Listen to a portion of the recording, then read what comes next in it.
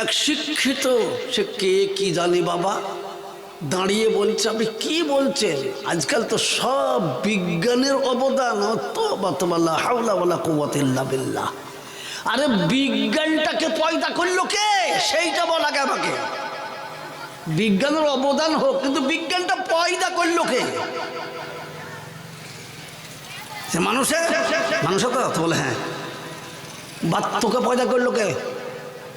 আমাকে। মানুষে বাবা বাবা সব মানুষে তো বলে হ্যাঁ। কিসে থেকে রক্ত হয়েছ, কিসে থেকে তৈরি হয়েছ? রক্ত মাংস থেকে। বাবা বাবা ঠিক ঠিক ঠিক ঠিক ঠিক। তাহলে আজকে কত বড় বিজ্ঞানীরা বিজ্ঞান হয়ে রিসার্চ করে দামি দামি মেশিন তৈরি করেছে। আমি তোমাকে বলি, তোমার শরীরে রক্তটা পয়দা হলো কি করে বাপ? তুমি ভালো ভালো খাবার খেয়ে, তাই তো? ভাত, রুটি, মাছ, মাংস, সবজি, ঘি, পরোটা, এই বিভিন্ন জিনিস খেয়ে তো বলে হ্যাঁ। রক্তের রংটা কি? কে গো, কি রং? রক্তের রং কেমন? আরে তোরা বলিস নি, তোর বাপরা বলুক। তোরা ছেলে মানুষ, তোরা আগে থেকে বলছিস লাল লাল লাল, তোর বাপরা কথা কইছে না? হ্যাঁ, তো রক্তের রংটা লাল।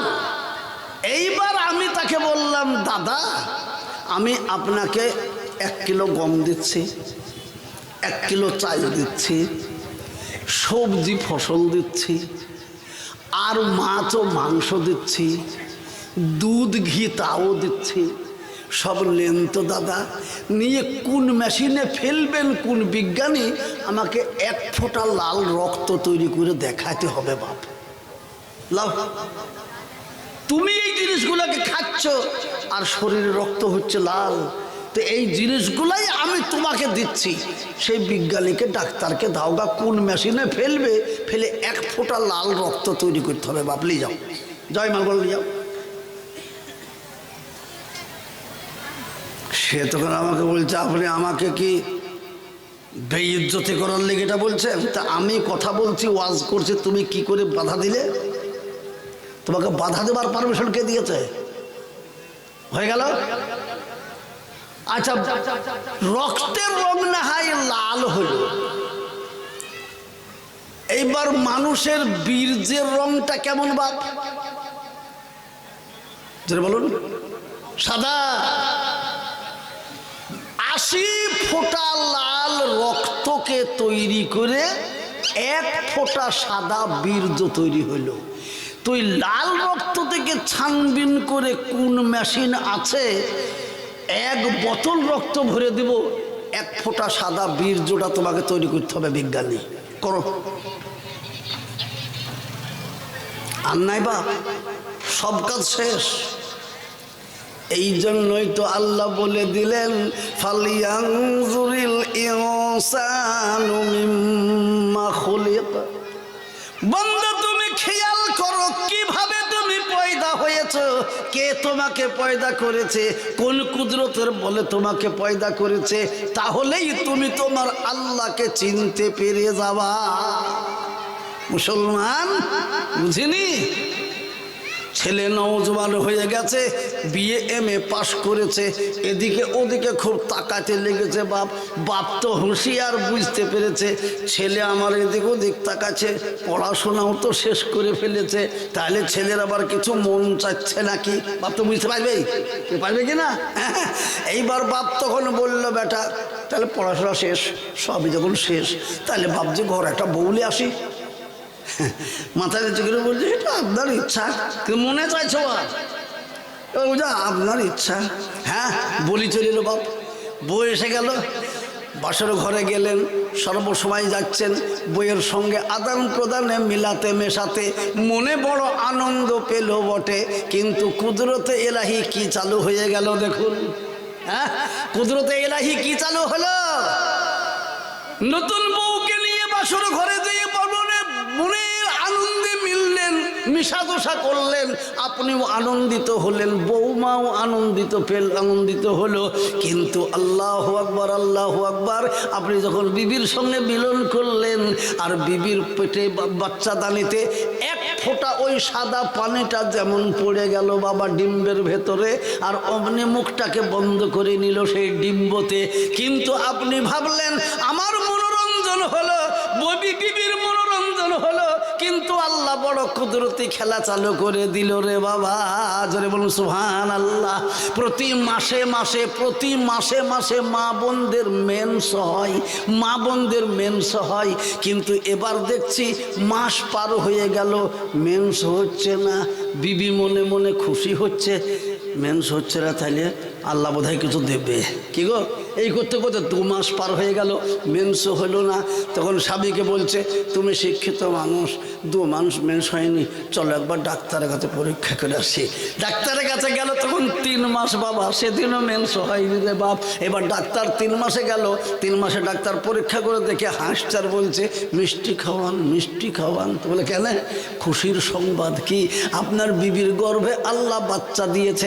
নবী আমার বলেছেন, কেউ যদি একবার কালেমা পড়ে নেয়, আল্লাহ পাকের আরশের সামনে একটি নূরের খুঁটি আছে বাবা, সে তখন হিলতে শুরু করে দেয়। মহান আল্লাহ বলবেন, খুঁটি তুমি হিলছো কেন?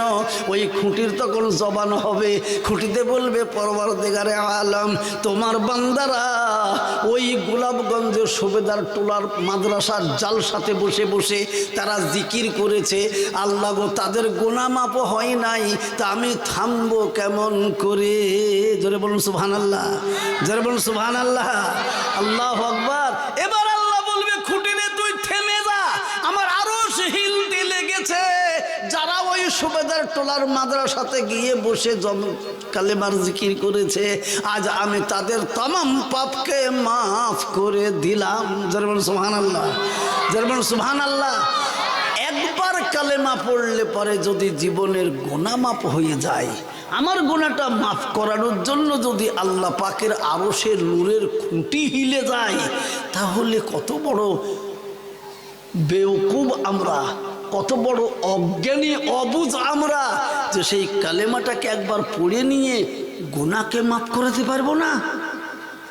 তার জন্য আমি ফের অনুরোধ করব বাবজি, কমসে কম জানিনি কোন দিনকার কোন বাহানাকে লক্ষ্য করে, কোন দিনকার কোন কাজকে লক্ষ্য করে আল্লাহ আমার উপর রাজি হয়ে যাবে, আমার গুনাহ মাফ করে দেবেন, সে আল্লাহ পাকই ভালো জানেন।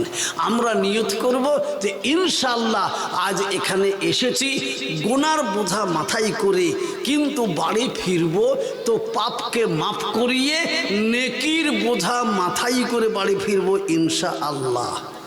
কই জোরে সবাই ইনশাআল্লাহ বলুন। একবার মহব্বতের সাথে ইনশাআল্লাহ বলে হাত তুলুন তো, ইনশাআল্লাহ, ইনশাআল্লাহ, মাশাআল্লাহ।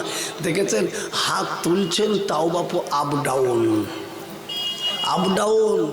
সুবহানাল্লাহ, আল্লাহর উপরে ভরসা দেয়। হ্যাঁ, আরে আল্লাহ এত বড় গুনাহগার, এই জন্যই তো বলছেন আল্লাহ তোমার উপরে কত দয়া করেছেন, তা একটু খেয়াল করে দেখলেই তো পেয়ে যাবা। কি এই জন্য কোরআনে আল্লাহ জানিয়েছেন, ফালইয়ানজুরিল ইনসানু মিম্মা খুলিক।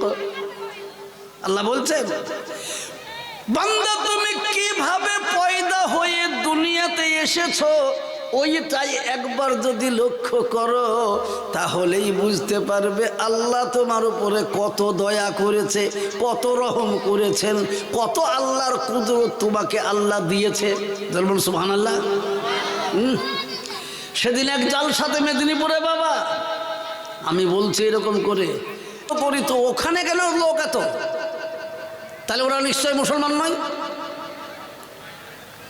মুসলমান হলে নবীজির কথার উপরে অবশ্যই কান দিতেন, গুরুত্ব দিতেন। আমার বড় দুঃখ লাগছে বাপ, 9টা বেজে পার হয়ে গেছে, এখন 10টার দিকে ঘড়ির কাঁটা উঠতে লেগেছে, এখনো পর্যন্ত যখন লোকের মেলা শেষ হচ্ছে না, তাহলে জালসাতে আসবে কখন, কখন কি করবে বাবা? আমাদেরকে কেন কষ্ট করে খামোখায় নিয়ে এসেছেন দাওয়াত দিয়ে? আল্লাহু আকবার। আমি অনুরোধের সঙ্গে আপনাদেরকে ফের একবার বলছি, নবী আমাদের জন্য কি কষ্টই না করেছেন বলুন। নবীজির কষ্টের কথা শুনলে চোখে পানি থামে না বাবা। এত কষ্ট আমাদের জন্য পেয়ারা নবী সাল্লাল্লাহু আলাইহি সাল্লাম করে আজ তিনি মদিনা মানওয়ারাতে আরাম নিচ্ছেন। মুসলমান দরদি এটাও জেনে নেন, কিয়ামতের দিনে নবীজির বিনা সুপারিশে জান্নাতে যাওয়াই মুশকিল হয়ে যাবে, কিন্তু সুপারিশ তো নবী ওর করবে যারা নবীজিকে সম্মান জানিয়েছে, যারা নবীজিকে ইজ্জত দিয়েছেন, যারা নবীজির কথা মেনেছেন, তাদেরই তো সম্মান করবেন নবীজি। সেই জন্য আমি বলবো বাপ, আর পেয়ারা নবী সাল্লাল্লাহু আলাইহি সাল্লামের অন্তরে আমরা কষ্ট দেব না, আল্লাহকে আমাদের উপরে নারাজ করব না, আমরা আল্লাহকে রাজি খুশি করার চেষ্টা করব। জোরে বলুন ইনশাআল্লাহ। একবার জোরে মহব্বতে বলি বাপ ইনশাআল্লাহ, আরও জোরে বলুন ইনশাআল্লাহ। আল্লাহ আমাদের উপর রাজি হোক, খুশি হোক। যে সমস্ত ভাইয়েরা নওজওয়ানরা দাঁড়িয়ে আছেন, আমি তাদেরকে অনুরোধ করব তাড়াতাড়ি এসে মজলিসে বসে যান। কেউ যে আসছেন তিনি পিছনেই বসছেন কেন, এই সামনেটা ভর্তি করতে করতে পিছনে যান, চলে আসুন। বাবা নওজওয়ানরা, আপনাদের কাছে জোড়হাত করে মিনতি করে বলছি, এত বড় একটা প্রতিষ্ঠানকে নষ্ট করবেন না বাপ, এত বড় একটা প্রতিষ্ঠানকে নষ্ট করবেন না। নওজওয়ান ভিতরে এসে বসুন, কেউ বাইরে বসবেন না, ভেতরে এদের কাছে বসুন। আসুন সকলে চলে আসুন। ভাই দোস্ত আমার বুজুর্গ, নবীজি আজকে মদিনাতে আরাম করছেন। কিয়ামতের দিনে সমস্ত নবীদের এমন হাল হবে, তারা বেটার খোঁজ নেবে না, বেটির খোঁজ নেবে না, বিবির খোঁজ নেবে না, কাউরির খোঁজ নেবে না। সমস্ত নবীদেরও জবানে থাকবে ইয়া নফসি ইয়া নফসি, আমার কি হবে, আমার কি হবে, আমার কি হবে, এই কথা থাকবে বাপ। একমাত্র এখন কেউ ফোন করেন না, আমি বয়ান করছি, বলুন।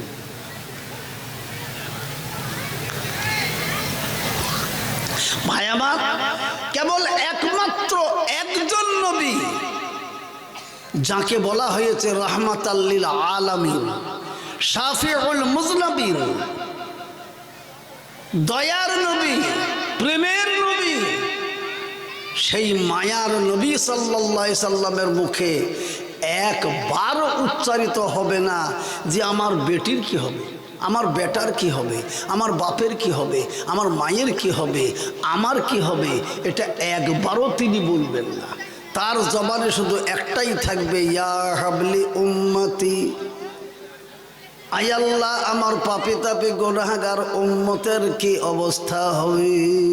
উম্মতের মায়ায় দরদে নবী জীবন ভোর তার জীবনে চোখের পানি রক্ত পর্যন্ত দিয়েছেন। এমনকি এই উম্মতের জন্য, শান্তির জন্য ওহুদের প্রান্তরে গিয়ে তিনি আর দাঁত মোবারককে পর্যন্ত শহীদ করে দিয়েছে। সেই নবী আজকে মদিনা মানওয়ারায় শুয়ে আছেন। আর শোয়ার আগে বিদায় হজ যাকে বলা হয়, বিদায় হজে নবীজি আমাদেরকে দায়িত্ব দিয়ে গেলেন, বললেন ও আমার উম্মতেরা, আমাকে যে মহান আল্লাহ পাক দ্বীন ইসলাম দিয়েছিলেন, ইসলামের ভেতরে যত জিনিস পাঠিয়েছে সমস্ত জিনিস আমি তোমাদেরকে বুঝিয়ে দিতে পেরেছি কি বলু। সঙ্গে সঙ্গে সামাম সাহাবারা বললেন, ইয়া রাসূলুল্লাহ, শুধু বুঝিয়েই দেননি, এমনকি আপনি সমস্ত জিনিসগুলো আমল করে আমাদেরকে দেখিয়ে দিয়ে গেছেন। যারা বলুন সুবহানাল্লাহ, যারা বলুন সুবহানাল্লাহ। সেই নবী আজকে শুয়ে আছেন মদিনাতে, হাসরের ময়দানে উঠবে ইয়া হাবলি উম্মতি বলে। তো জোরে বলুন, আমরা যারা আজকে মেলাই খেলাই ঘুরে বেড়াচ্ছি জালসাতে না বসে, তারা নবীজিকে বলতে পারবো যে আমরা আপনার উম্মত? কোন মুখ নিয়ে বলবো? সেই জন্য